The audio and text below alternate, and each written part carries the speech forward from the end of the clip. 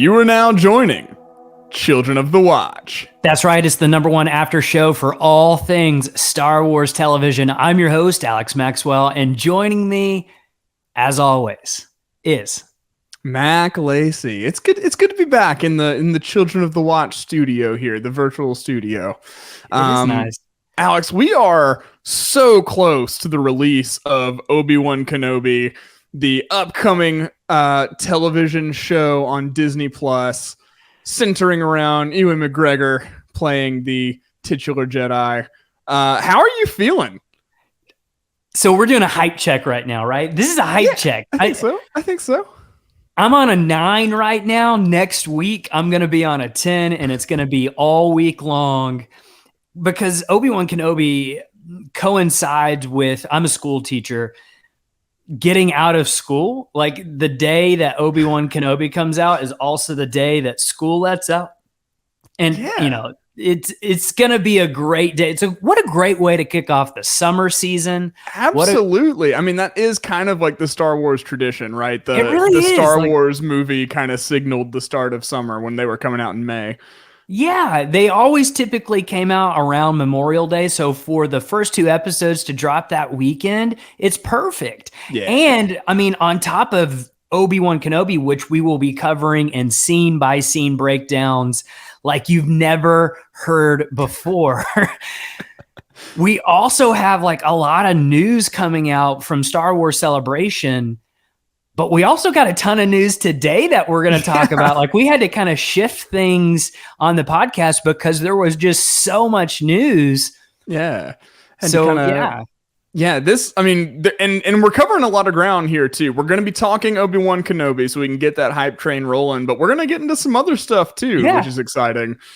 Yeah, because, I mean, we don't just cover Obi-Wan Kenobi. If you were with us for the Book of Boba Fett, we covered the Book of Boba Fett with scene-by-scene breakdowns. But who we originally were, we were the Mandalorian Watch. Right. The Mandalorian is kind of our, you know, that's our origins. That's where we kind of grew up as a show, learned the ropes and everything like that. So it's always gonna have a special place in our heart. So yeah, for all of the Disney Plus live action Star Wars shows, that's right. We are there breaking them down, and you can be here listening to us do it. That's exactly right. So yeah, we want to welcome you back. If you haven't joined us since the Book of Boba Fett, maybe you just took a little break and you're starting to realize, I got to get back into the swing of things. I got to get a hype check ready. Maybe that's you. But we also want to welcome any new people. Maybe you're just now finding our podcast because you're searching up Obi-Wan Kenobi. Here we are. This podcast has a little bit different format than I would say most Star Wars podcasts. What we typically try to do is very detailed scene by scene breakdowns. And so like, it's not more of a discussion. It's more of we are going to go literally from the very beginning of the episode to the end of the episode, break it down and give our thoughts and theories along the way. And then after that, in the middle of the week, while we're waiting for the next episode, we've got our voicemail hotline episodes where you guys call in with your thoughts, your theories, your questions, and we discuss that on the podcast as well. It has been so much fun doing that since The Mandalorian. It's been really, really fun, and I cannot wait to do it for Obi-Wan Kenobi. I think there's going to be so much to talk about. For sure. Especially if, we get some crazy Force stuff happening, or if some, really big name. We already know some big name characters who are going to be making an appearance. Right. So, who knows who else might show up. I'm sure that you will definitely want to tune in to the Hotmail. I am all over the place. The hotline voicemail episodes. Do you remember having a Hotmail account like back in the day? Did you ever have I was always a Yahoo.com kid. I had the Yahoo I was a Hotmail. email. Yeah. Okay. Yeah. RIP. That inbox is still somewhere just collecting spam. That's amazing. Yeah, cool. Well, so if you like what we do here, like the show and everything, consider supporting us on Patreon. We've got one of those. You can rate and review us on Apple Podcasts, subscribe and like on YouTube, all that good stuff. If you like what you hear. And I mean, I think maybe before we get into the main content of the show, let's thank this episode's main sponsor. Oh yeah. Keepthewatch.com. Absolutely. The good folks over at keepthewatch.com. We have been in business with them for a long time. Really, really love keepthewatch.com. What a great company. Great people. Just so Great glad that we people. could have this partnership. Yeah. But you can go over there. We've got all kinds of cool merch out. You can get our logo and all kinds of designs on pretty much anything you want. And we're about to have some new Obi-Wan merch. We've got a nice a new hello there design you should check out if you're interested. Yeah, it's honestly probably my favorite design, and I'm very partial to the Vanth refrigeration design. Yeah. I mean this one is really good. This one's a really cool Obi-Wan Kenobi shirt. It's a very retros 80s shirt. Yeah, synthwave. Yeah, and it says hello there underneath him, and it's really, really cool. And we're actually on our next episode, we'll give you a promo code that will get you free shipping in the United States when you buy the hello there shirt. Hello there. Hello there. But yeah, thanks to our sponsors, keepthewatch.com. Great people. Love them. Yeah. In case you haven't caught on yet, that is us. That's our website for we're the good people at keepthewatch.com. So. Cool. Yeah, and just one last thing, because we are not sponsored on the podcast in terms of like, we don't do the ads on the podcast. You might see some on our YouTube from time to time, but basically podcasting isn't for free. So going to keepthewatch.com definitely helps us out. Patreon.com definitely helps us out. But above all, we would love for you guys to spread the watch. Like tell your friends and family about this, because it's honest. This is so much fun to do, and it's way more fun to do with more and more people. And one of the things that we always try to do on this podcast is not talk above anyone.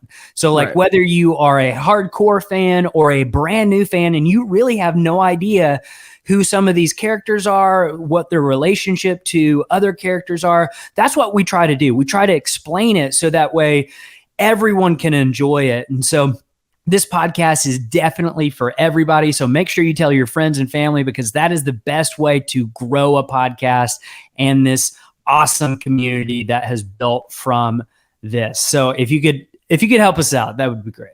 Yeah, for sure. For sure. Well, I think that just about wraps up the business, right? Yeah. Let's get into it, because there was a huge Vanity Fair article that came out. Yeah. Today, as we are recording this, and basically, I believe it was titled "The Rebellion Will Be Televised," and that was such a great title, right? Yeah, like that's good. Just a great good title. On the folks over at Vanity Fair. In a world of lousy headlines, that's an amazing one. That I believe Anthony Breznican wrote that one, and the Brez is always good to Star Wars. He does Star Wars right. But there was so much news that came out of that Vanity Fair article that honestly I was not expecting until Star Wars Celebration next week. And I feel like they're prepping us for next week when we get some announcements, but like, I don't want to hype up Celebration too much, but it makes me think like, oh my gosh, what are we going to get at Celebration if they have to release this week? Right. Normally, like, you could just throw a big Andor late summer 2022 up on the screen at Celebration, and the whole place would just erupt in applause, and that's all you had to do. Right. But they dropped this in an article. So what's coming at Celebration? That's going to be interesting to see what we get here in the summer. Let's go over some of the takeaways from the Vanity Fair. We're not going to read it like word for word. You should definitely go and Google this article. It's worth the entire read. It's a long read. Yeah. It is a long read, but it's worth it, all of it. But we will do some of the takeaways. Number one being what you just said. Andor is premiering, quote unquote, late summer. What does that mean? What is late summer? August, right? August, September-ish. Yeah, I mean, September is, I traditionally think of it as fall, like early fall, but I guess the movie when does fall industry officially doesn't start? Really like May is not really summer to me. So, you know, No, they always exactly. say May movies or summer movies. Yeah, I think fall officially actually starts Like September 20th, yeah, 20 something. late September there. Okay. So I would say late August, early September for That's Andor. exciting. Yeah. I honestly, like, we had heard rumors that Andor might be coming that soon. I didn't Right. realize really that soon. No, we've been talking like ever since Mandalorian season 1 and it became apparent that this was going to be a lot, you know, it was going to be a whole thing. We were just like talking about how crazy it's going to be when we have like multiple Star Wars shows coming out in the same year and we're here. Like this is it. This is what it feels like, everybody. We have arrived. We have seen for ourselves. It's crazy. Like I just whiplash almost from Kenobi to Andor. Okay, I just did some math real quick, and that is not my strong suit, but you are an English teacher. Is that correct? That is correct. So today they also announced, this had nothing to do with the Vanity Fair article, by the way, but She-Hulk, the television show, is premiering August 17th. Okay. So it'll Disney Plus. Probably run concurrently with Andor, right? Well, that's what I was about to say. If it's 6 episodes and it starts on August 17th, and maybe they do 2 episodes on August 17th, that would put us around September 14th or 21st if it's 6 episodes. And that would be still technically late summer. Yeah. But yeah, I'm still expecting August. August, in my mind, that's when Andor's coming out too. Yeah. I don't know. We'll see. It's going to be August or September. My birthday is in August, so I think it would be a fantastic gift to me if they would release Andor, because I'm very excited for Andor. Rogue One is way high up on my favorite Star Wars movies list. So, yeah, The Mandalorian is premiering late 2022 or early 2023, which that to me kind of screams the Book of Boba Fett, that time slot, like this year. Technically, the Book of Boba Fett came out last year. The first episode did, but then they just snuck it in. It's like a movie for Oscar season. You can just like barely sneak it in by a couple of days just to be eligible. Yeah, so that could range from January to March. The Mandalorian, that's when that could premiere, and I'm so looking forward to season 3 of The Mandalorian. In fact, I think I'm expecting some big news about The Mandalorian next week with the panels that they do and stuff. 100%. Yeah, I think we're gonna get some really cool news out of that, and then Ahsoka is confirmed to be coming out in 2023, like we kind of suspected. I think that probably would fit in the same sort of time slot that Kenobi is, like entering summer, or maybe Andor, or maybe it's late summer, but that's kind of what I'm expecting for that. Now, they did give us some details about Andor that I want to talk about, because that's what we're doing now. We're talking about all the Star Wars television shows. And so here's some little snippets about Andor that kind of gets us in the right mindset for the show. It says when we meet him, he's revolution averse, he's cynical, and he's kind of a mess. Yeah. That's exactly what I want to hear. For anybody who doesn't know, Cassian Andor from Rogue One, he actually, like, he was a separatist as a child, you know, kind of grew up that way. So in the Clone Wars. So, I mean, that would make sense that he, after seeing all just the tragedy of what the Clone Wars was, it would make sense why he would kind of not want to get involved in anything like that again, you know? Right. And so that you want to see kind of that Andor that's looking for purpose and everything. And then we get to watch him find it in the rebellion. And that just makes for a great story to me. Yeah, and like they even mentioned in the article, as a kid, his homeworld is destroyed. Like they're telling us kind of like how the beginning of the series starts. His homeworld's destroyed, and then it jumps to his adulthood where he realizes he can't run forever. So I'm wondering, like, okay, obviously the Empire wasn't around when he was a child. He was a separatist. Right. So it makes me wonder, like, are we going to see the Republic destroy his homeworld, or is it just destroyed like during the Clone Wars, like just a big battle that's happening or something? That's going to be really interesting to see. Yeah. And I don't know which I would prefer, actually, because like, I mean, especially Rogue One it kind of got into the moral ambiguity of rebellion and what's involved, especially Cassian, his character. When we meet him, he's murking dudes in a back alley, And so I guess like seeing the nasty side of the Republic would be a cool thing. Yeah. Because we really haven't seen that. The Republic's pretty much unilaterally portrayed as the good guys in the Clone Wars, right? There's here and there, like Lux Von Terry and stuff. You'll get some pro-separatist episodes of the Clone Wars or something like that. But generally, pretty much. So I just think that would be an interesting side of the Republic to get to see, and see the kind of just what that looks like from a different lens in the Star Wars universe. Dude, that'd be awesome. I'd love that. They also went on to say that the series will show an unstoppable empire. Until by the end, Andor is blocking the way. So like we're going to see Cassian grow into that rebellion intelligence officer, because at the beginning, it seems like he doesn't want anything to do with it. And so like the events of the show lead him to join the rebellion. They also had like Mon Mothma. They showed some pictures of her as well. She looks great. Cassian looks great. This show, honestly, I think it has the potential to be the best show this year. And here's why. The expectations are a lot lower on this show than Obi-Wan Kenobi, than The Mandalorian, than the Book of Boba Fett was. Yeah. I think Andor could like really turn some heads, especially if it sticks with the tone and the feel that Rogue One had. Right. This show is going to be legit.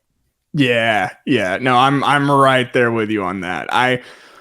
Obi-Wan is such high stakes, it feels like right now, for a couple reasons. We're coming off of the Book of Boba Fett, which like there was a lot of kind of, it upset some folks, right? So I feel like for those of us who liked the Book of Boba Fett, but are kind of bummed out that some people didn't like a Star Wars, not really bummed out, but like, and like, I want everybody to know, like what you like, for sure. Exactly. But like, I just want there to be good Star Wars in the world. I want everyone to love Star Wars all the time. That's all we want. Is that so much to ask? No, but like, I feel like we kind of are viewing Obi-Wan as this like riding of the ship, maybe, or something like that. Not that like we're coming off of like the amazing success of The Mandalorian. And like Star Wars TV is alive and well and doing great. There's just like, because of the moment we're in right now, it feels like there's a lot riding on Obi-Wan. I agree with you. And then the character is just such a higher stakes character to play with, but with Andor, you don't have that. Andor, like, he's beloved, but we don't know as much about him as we do Obi-Wan. So it's not like people, there's no room to get any of that wrong or upset anybody that way.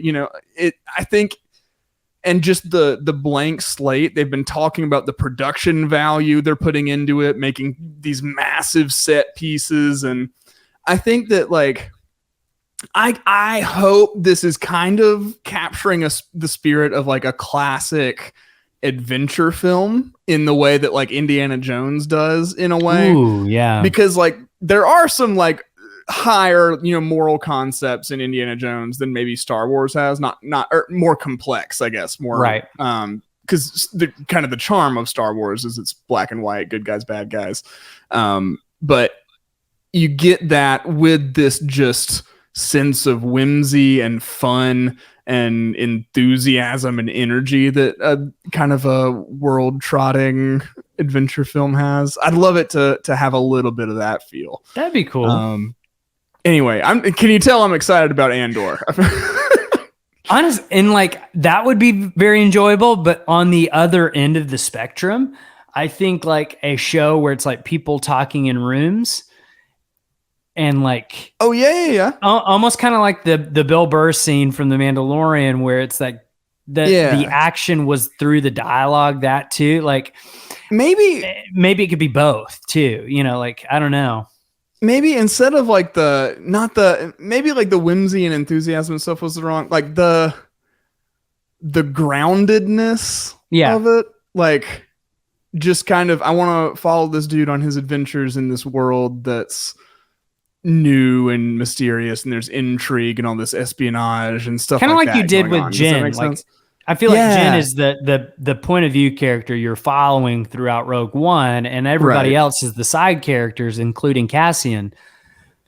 But to do that with Cassian, of like him exploring and discovering all these new things in the rebellion, and meeting Saw Gerrera and his partisans, and just getting all that, and then the politics side of it you can have with Mon Mothma, of like, what's it like in the Imperial Senate?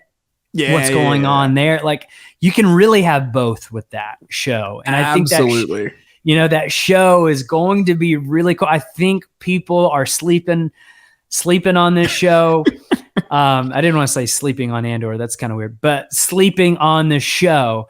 And like, it's going to be good. I think it's going to be, at the very least, it's going to be good, but it has potential to be the best one this year, I think. Wow. All right. So, really throwing down the gauntlet there. Also, our logo for the Andor show might be my favorite one. It's really good for children to watch. It's really good. Can't wait to let y'all see that at large. So the article goes on and it talks about Ahsoka as well. It doesn't talk a lot about Ahsoka, but it did mention Thrawn in the article, specifically naming him and how she is hunting Thrawn. Yeah. They're prepping us for something there, right? For sure. To me, when we have no idea of the time frame in which this show takes place, right, Ahsoka? I assume that it's taking place after what we see her in the Book of Boba Fett. I think it's taking place in the Mandalorian era. I don't know. With flashbacks. That's what I think. Yeah, and I guess we don't know when Ahsoka and Sabine, so at the end of Rebels, we don't know when that. That's the missing key for me to be able to pin it down, I think. Where I'm going with this, I think Ahsoka's show is her going to look for Ezra. Yes. With Sabine at this point, right? And then they find Ezra and Thrawn. Yes. And that's how Thrawn returns to the galaxy. Right? But why? When you go back and watch her episode from The Mandalorian, when you encounter Morgan Elsbeth on Caladan, it almost seems like Thrawn's back. But Ezra didn't come back with them. And so it makes me think she's hunting Thrawn because she wants answers about Ezra. Like, where's Ezra? Yeah. Because it seemed like Thrawn was raising that planet. Yeah. For something we don't know. Maybe he's building a fleet. Maybe he's preparing for his return to the galaxy. But it made me think maybe Thrawn has already kind of started to come back a little bit. And she's heard about Thrawn being back. And if Thrawn's back, that means he knows something about Ezra. So she's got to find Thrawn to find Ezra. Yeah. All right. So we'll see. I don't know. I want it to be that initial journey of Ahsoka and Sabine into the unknown regions, just because I want to see that on screen. You know, I want the unknown regions and everything like that. We could get it. Honestly, I wouldn't be shocked because like she's still kind of like Ahsoka the Grey right now, right? Right. When we see her at the end of Rebels, which was an epilogue that took place way after what Rebels like the timeline is. And I think intentionally with no time context. She is basically like Ahsoka the White, like Gandalf, right? Yeah. She's got the white cloak on. She's got the staff. I think this show is about her transition from Ahsoka the Grey to the White. And then that epilogue happens. And we might get that story of her and Sabine in animated world. Okay. Yeah. Does that make sense? I don't know. I think so. I mean, or maybe it's the working title of the show is Stormcrow. Yeah. So I mean, I think they're kind of getting it the Gandalf comparison. Here's the other thing about them mentioning Thrawn in the article, though. I think, this is just me, this is my wild speculation for Star Wars Celebration next week. Okay. I think we're getting a casting announcement for Thrawn, and we're going to see Thrawn, like a picture of Thrawn. Ooh, okay. All right. You put the tinfoil hat on with me right now. We're gonna speculate let me irresponsibility. Crinkle my tinfoil up. Let me shape it real fast. All right, it is. Yep. Yeah. Gotta get my antenna installed here. All right. Are you ready for this? I'm wearing my personal protective equipment.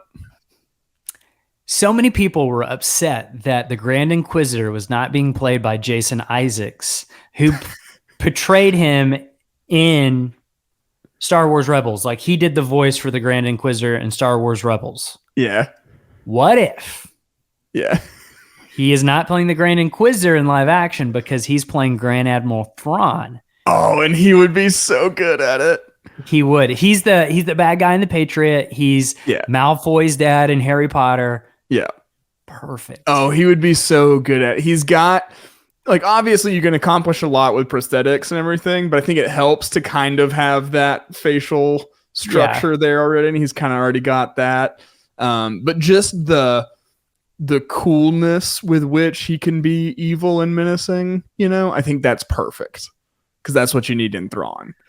Yeah, absolutely. Now, I don't want to get people's hopes up and they don't do that because, whatever. But that's just my antenna hat speculation there, because I did think it was kind of odd. Why wouldn't you get Jason Isaacs to do the Grand Inquisitor right when he's right there? We do know that, Lucasfilm kind of likes to do the whole, oh, you're already kind of in the family. Let's, you play an animated character over here, we can put you in live action here, vice versa. Sure. They did that with Jon Favreau. Yeah.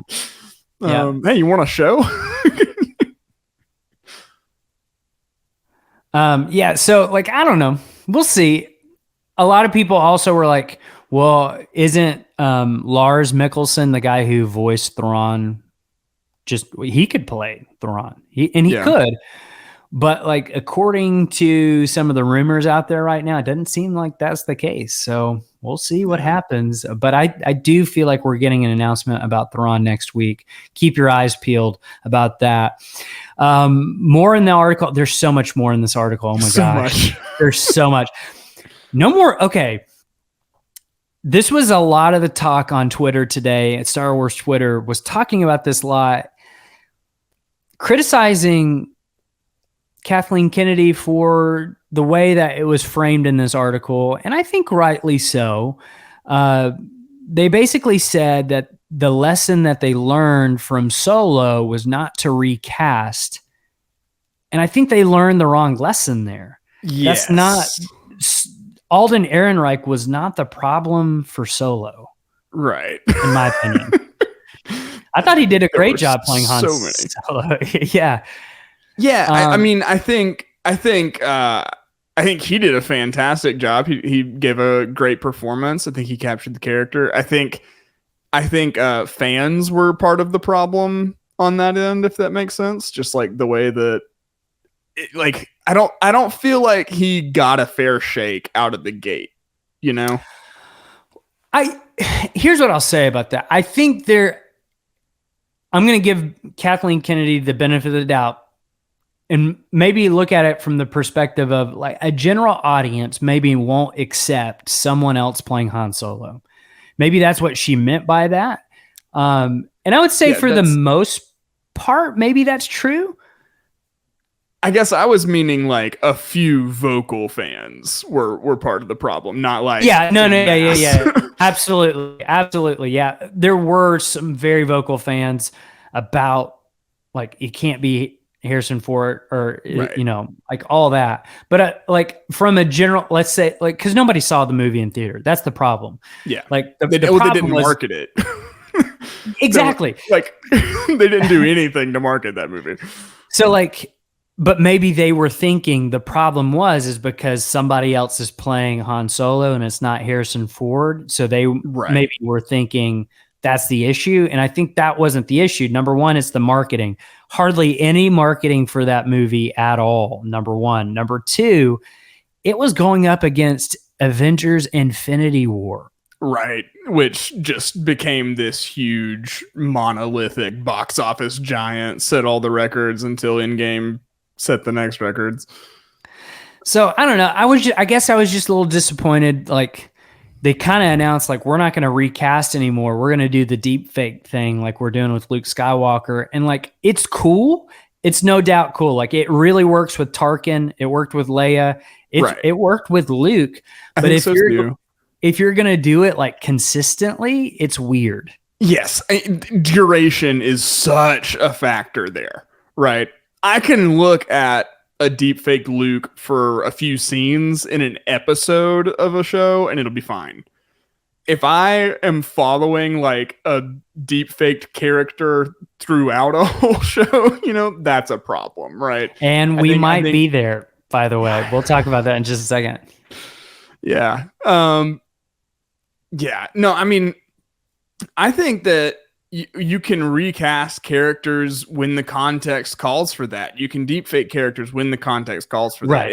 It's learning how to use these new tools and the old tools we had at our disposal effectively going forward. That's, it's not a matter of, you can't just throw out a statement like, oh, nobody wants a recasted main Star Wars character, because it's just simply not true.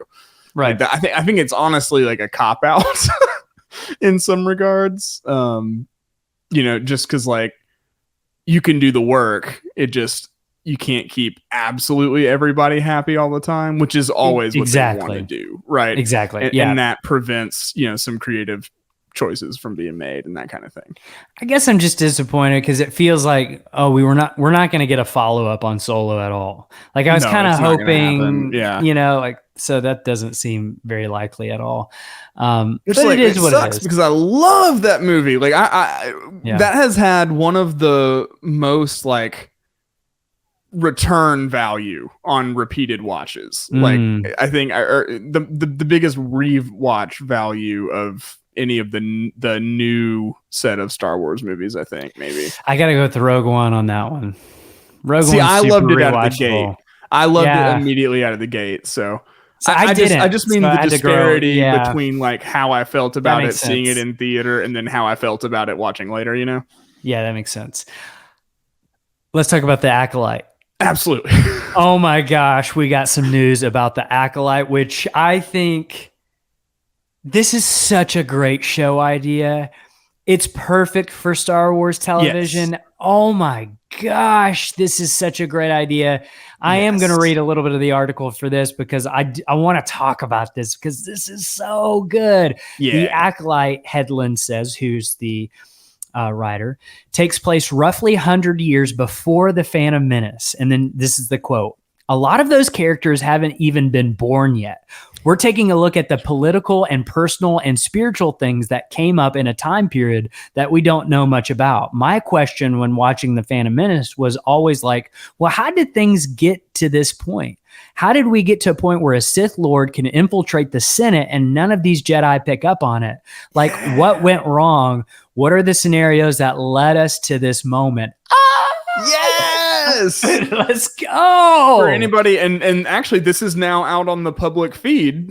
We did it as a Patreon preview. So in our Phantom Menace commentary, we talked about this a lot, I feel like, during that, just like touching at like the Jedi were supposed to be something different and now we're here, right?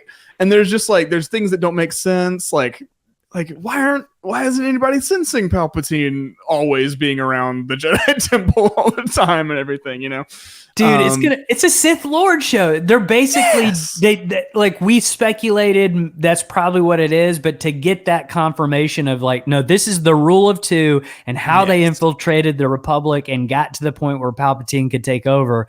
Let's go. Yes. I'm so excited to from what and I maybe we'll talk about it later, but I'm excited to get some different perspectives on entities that we've met in Star Wars before. So like the Jedi, Yeah. I'm excited to see don't you get the feeling this is going to be from the Sith point of view? Yes, it should be. Yeah. So like, what does a Sith really think about the Jedi Order? Like, what I can't wait to see the show portray the Order as a Sith sees it, you know? I can't wait to see it portray the attractive things about the dark side that like would make somebody fall that way, right? And then you always hope at the end there's going to be a redemption or something for somebody, or the good guys will triumph in some way, or there's some kind of hope. So you're always excited to see that twist, no matter how dark it gets, you know, even in a Sith Lord show. So I can't wait. It makes you also wonder if it's 100 years before the Phantom Menace, is this going to have anything to do with the Legends character, Darth Plagueis? Like, yes. I know he's mentioned in the movies. Palpatine talks about his master, Darth Plagueis, but like the novel Darth Plagueis pretty much sounds like the Acolyte a little bit. Right. Yeah. Is he going to be involved at all in the show? Like, yeah. And what's so great is like this could have so many seasons where it's like the main character starts off as the Acolyte, but then when they become the Sith Lord, then they have an Acolyte, you know, like. Yes.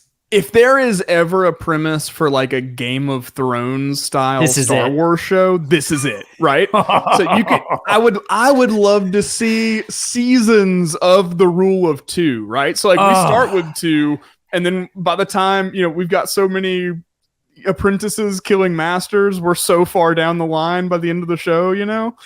I think that would be very entertaining to watch. That's like an alternate title probably for this, The Rule of Two. I mean, like I'm grinning ear to ear just thinking about like, oh my gosh, that show sounds like so up my alley. It's not even funny. I'm going to give one more quote from the head writer. Hedlund describes the Acolyte as a mystery thriller set in a prosperous and seemingly peaceful era when the galaxy is still sleek and glistening. She says, we actually use the term the Renaissance or the Age of Enlightenment, she says. Jedis were not always aesthetic monk-like figures living selflessly and bravely. The Jedi uniforms are gold and white, and it's almost like they would never get dirty. They would never be out and about, Hedlund says. The idea is that they could have these type of uniforms because that's how little they are getting into skirmishes. And that's very much what the High Republic uniforms look like, which takes place about 150 years before this. Yeah.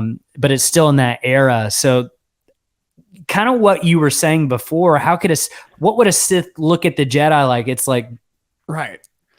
And yeah, there's something very Raised by Wolves to it to me, like with how kind of the Mithraic are portrayed in that show and that kind of thing. That's almost like what that sounds like, kind of about the Jedi here. So, dude, it's gonna be legit. Like, it's gonna be really, really cool. Yeah, I mean, this is the kind of show we've been talking. I think ever since you and I have kind of been talking about Star Wars in the new era, since like Force Awakens, you know. Yeah, I feel like we've been dying for something that's live action, set back in the past. I mean, even an animated show back in the past would be amazing. Yeah. But just like, we're going to get that now. Yeah. It's going to be in, you know, before kind of the era we're familiar with. So you don't have to worry about getting in the way of anybody's origin story or anything like that. You know, kind of blank slate.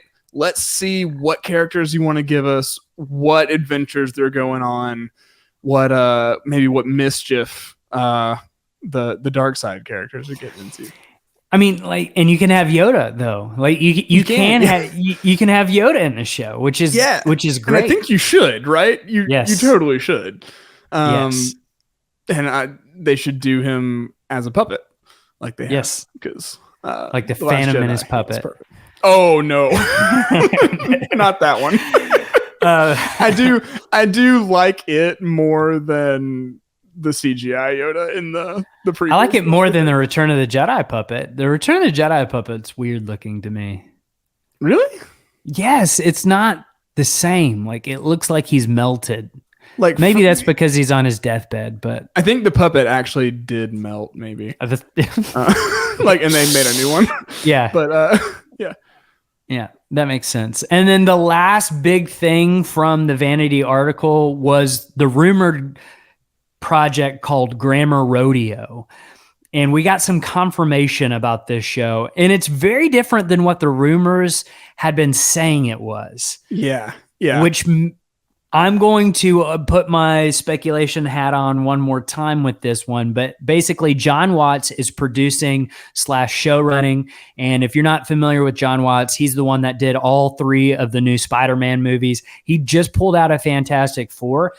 And I think it might be for this. To do this, yeah. Which kind of is a cool thing. Like, you pull out of a movie to do a show. That's really kind of cool to me.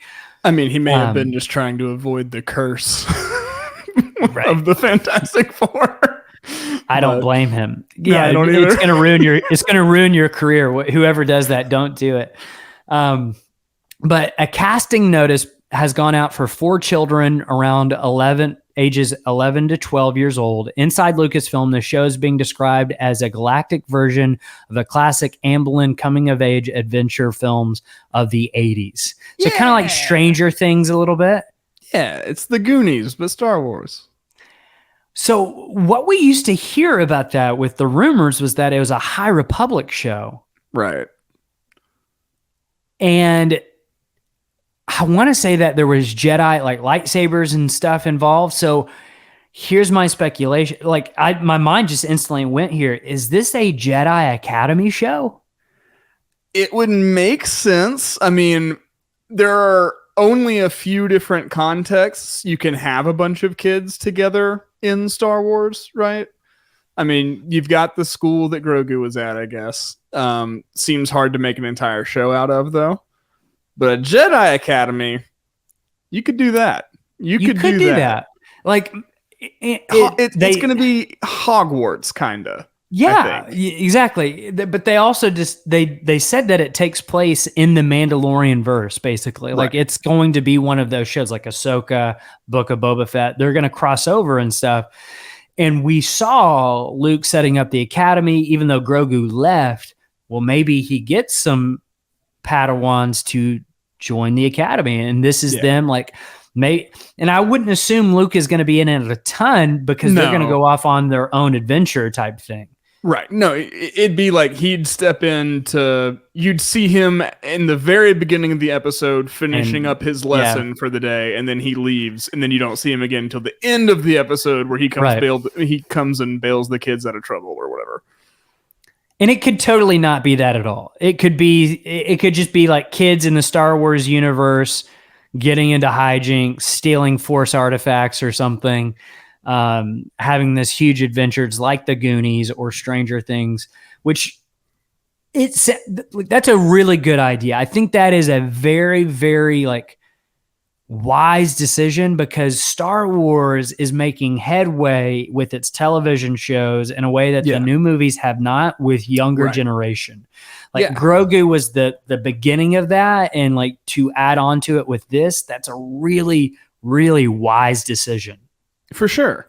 And I think all Star Wars content should be for everybody, and I think they're still aiming to do that, but you do have a need for pieces that are geared, you want variety in tone and content and that kind of thing. So especially the Acolyte seems like it might get a little dark, might get a little scary. That's for you and me. Exactly. Grammar Rodeo is for my students. Yeah.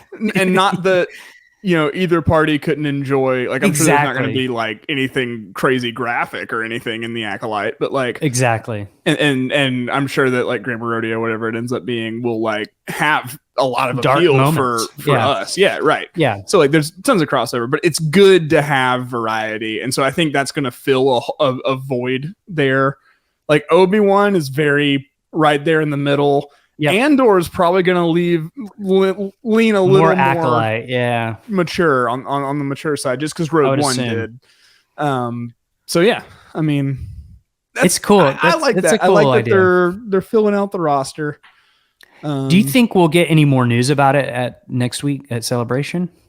If we do, I think it's going to be maybe part of like a big, here's all Like the shows we're going to be releasing for 10 years that we'll see like 2 of the 19 they announced. Like a title or something. Right. Yeah. Yeah. Okay. Yeah. I think it would be probably in that context just because, and I mean, I could be wrong, but it seems like there's so much that's coming out like now that we have to promote, you know? Right. Because we're gonna see Mandalorian season 3 stuff well before any of that, I think. Yes, absolutely. And I believe that like they are going to start filming that very soon. And I think, and then the Acolyte films this fall. So like all those shows, I expect both of those sometime next year or early 2024. 2024. Yeah.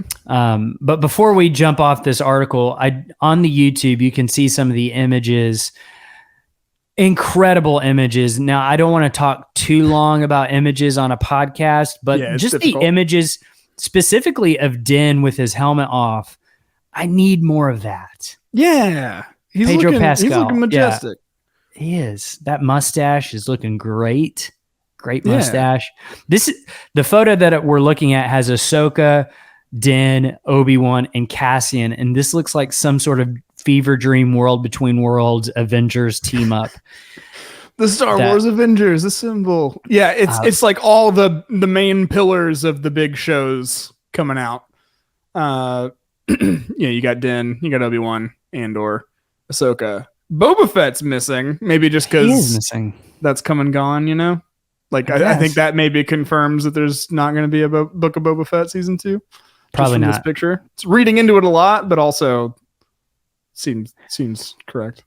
We also get another photo of Cassian and Mon Mothma. Mon Mothma is looking very regal in this photo because she's still a part of the Imperial Senate at this point, right?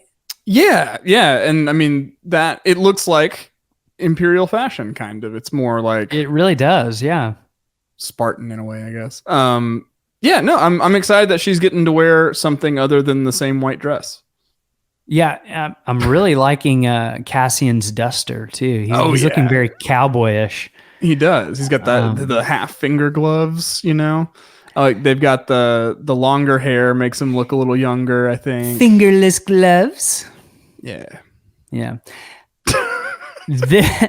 This photo of Darth Vader, Reva, and Obi-Wan, and Darth Vader and Reva have their lightsabers ignited.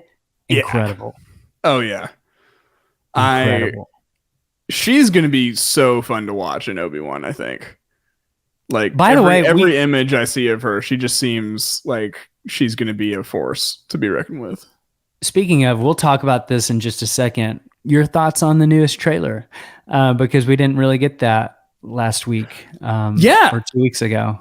I mean, you know, not a ton was different, mainly just I mean, obviously the standout is Vader and everything, right? Seeing Vader, and I feel like we got maybe, man, it's been so long.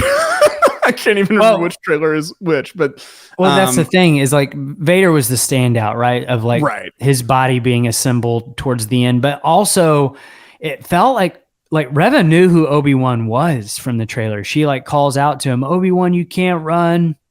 He's coming for you." Yeah, like does she know him? That could always be a later moment in the show, you know, after they've already had some conflict going on. But it could be, you know, right off the bat, she knows who he is, maybe from, you know, the Jedi Academy or something like that, from the Temple days. One of the photos from the Vanity Fair has, I think, a shot from the actual filming of Obi-Wan Kenobi, and it's Darth Vader and Reva. They both have their lightsabers again, and they look awesome. They do. I love too just that you get the full effect of the volume, because if you just look at Vader and Reva, that looks like a still frame from the movie, right? And then you just look over a little bit and there's just these film crew guys and you're like, oh, right. That's just like a video wall behind them. They look so good. Dude, this show, like, not knocking the quality of The Mandalorian or the Book of Boba Fett, but they seem to put a little bit more care into the quality of Obi-Wan, or am I just reading into it because Darth Vader's in it? I really just think we're gonna have to watch the shows, Just wait and see. know? Right? Because you can only tell so much from a trailer, you know. That is true. Even just like sometimes just looking at a thing for a extended period of time also affects like your how you perceive that. So, but Darth Vader's in there. Picture back up so we can get this a longer extended period of time. Darth Vader's in this show, Mac. I know. How much do you think he's going to be in it? I think he's going to be in it. It's a fine line to walk. I think you can't have this be the Vader show. He tends to steal the show when he shows up. Well, maybe you could. But you don't want him to. He's been built up in the marketing a lot with Hayden being, involved, and he's been in the trailer now. Like, I feel like if he's in it too little, that's also going to be a bad thing. That's going to be working against it. It's a fine balance. There's a little balance beam that they're walking on. Just like the Force. It must be in balance. Look at that. Ooh, look at that. I'm so excited for this show. Oh my gosh. It's going to be so good. We are 1 week away. We are 1 week away. It feels like an event. Like, I don't know if my head was in the right space for the Book of Boba Fett, to be completely honest with everyone. Maybe it was because it was in the middle of winter time, and like I just typically get sad during the winter time. Yeah. I don't know. Like, this show leading up to it, like, I feel the hype. The hype is building and building and building. It feels like a movie is coming out, like a Star Wars movie is coming out. And just, I'm so excited. I hope everyone loves it and there's no controversy with the show at all. And Alex, I hate to break it to you, but it's just a given in the world. I just want everyone to have a good time, because they started recently doing the press tours for Obi-Wan Kenobi, and just to see Ewan McGregor and Hayden Christensen on the press tour having a good time. Yeah. It has been so cool. It really did look like they were like happy to see each other and be hanging out again and stuff, which is it's great, you know? Yeah. And so like one of the articles that we read was really talking about how Hayden Christensen feels embraced by the fans now, and he feels at peace about the prequels and stuff. And I just love that, because the people who grew up with the prequels are now pretty much adults. Right. And so like they get that feedback now of like, hey, I love the prequels, and they're hearing that positivity about the show and stuff. That's really, really cool just to see the fan base re-embrace Hayden. I know it's always the minority that's super loud about the negativity. Like typically most everyone's like really cool about it. Right. Like, and even if the prequels weren't your thing, I feel like most fans were like, Hayden did, like you liked it at the very least, like nobody was, I don't know. It's just nice to see the embrace. Yeah, no, it's good. And I mean, like, regardless of, let's just take his actual performance in anything out of the equation. It's just, we grew up like playing with action figures. Exactly. That were him, yeah. Like watching him, having him on our, lunch boxes and all that stuff. Right. So, I mean, it's just, yeah, I'm glad he's finally getting kind of the acceptance and feeling. I mean, like, I was always Anakin. If we were playing Obi-Wan and Anakin in the neighborhood, I was always Anakin. I wanted to be Anakin over Obi-Wan. And I actually got a horrible knot on my head from reenacting the speeder chase scene, but that's jumping out of the speeder for another time. Yeah. Yeah. But yeah, I mean, it's good to see. And yeah, we can, there's ways you can look at it. Like, you understand that like direction has a lot to do with performance and stuff. Sure. And that Hayden's a super capable actor. And then in Revenge of the Sith, like, his performance is way better. It's great. Yeah. Before. Speaking of, we'll be doing the commentary for that very soon on the Patreon. I can't Very wait. That's soon. gonna be a lot of fun. Yeah. One of the articles that we saw also talked about Obi-Wan Kenobi, Ewan McGregor trying to refine his voice for Obi-Wan Kenobi, and it was a little bit of a struggle for him. Yeah. That was cool though, because it like shows like he's not just honing this in, like he does care about the character and he wants to make sure it's right and like get in the right headspace for Obi-Wan Kenobi and not just get a paycheck. Like that's not what it's about for him. Right. He said he was listening to a lot of Alec Guinness. So I don't know what he did to kind of develop younger Obi-Wan's voice when he was first approaching the role. I imagine he would probably, check the reference and everything like that. But I'm really excited to hear it now because we're going to be seeing him kind of transition into that older Obi-Wan that we know from New Hope, right? That more Merlin type of a character. And so, I love that he's studying Alec Guinness to kind of get us closer to that time period. I don't need my actors in Star Wars to love Star Wars and stuff, but I really like when I see them enjoying being in Star Wars and having fun with the role and getting into it and everything like that. So, one surprise, like I always just assume Adam Driver did not really enjoy being in Star Wars. He actually loves it. Yeah, which is crazy. Right? Yeah, just from like the press tours and stuff. Yeah.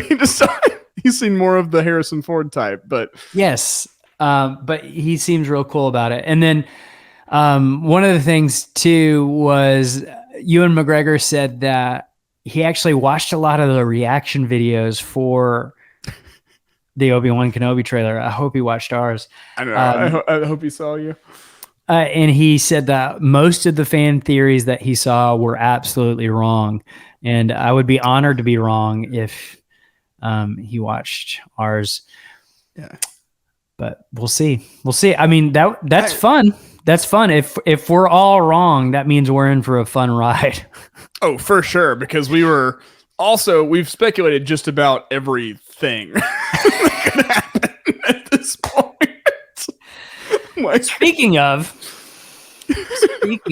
we were supposed to make this like our final speculation episode before Obi-Wan Kenobi premiered, but like with all the new news, we couldn't do it. Too much. Yeah. So we're still going to do a final prediction show. So you got one last chance to call in to the voicemail hotline. I'm going to call it for this season. I'm going to call it the Hello There hotline. Yeah, I love it. Call in to the Hello There hotline. It's 205-259-6675, 205-259-6675. It's in the show notes. Leave your name. You can say where you're from, and then leave it under 3 minutes. Just give us your thoughts, your theories, what you're nervous about, what you have questions about. Leave it. If you mess up, just try again. Just hang up, try again. And you don't have to say in the voicemail, you messed up in the last one. We know that you did. Yeah. It's okay. We'll always use your latest attempt. That's right. That's right. Yeah. So definitely call in and we'll try to have a final prediction show before the premiere. So that means you get a bonus episode because Vanity Fair decided to drop this huge bomb on us today. So for sure. Congrats. No, I'm so excited to see what all y'all have to say about everything coming up. I feel like, Alex, you and I have talked ad nauseum. I want to hear you guys. Yeah, let's hear some fresh thoughts and opinions for a change. I mean, I'm excited about that. I can't wait. Yeah. Cool. So definitely call in, leave your voicemails, join Patreon, like and subscribe, do the Apple Podcast, 5 stars. KeepTheWatch.com, buy a shirt. Anything else? Hello there. It. Yeah. Call in, leave a voicemail for the next voicemail episode. Listeners. Until next time, keep the watch.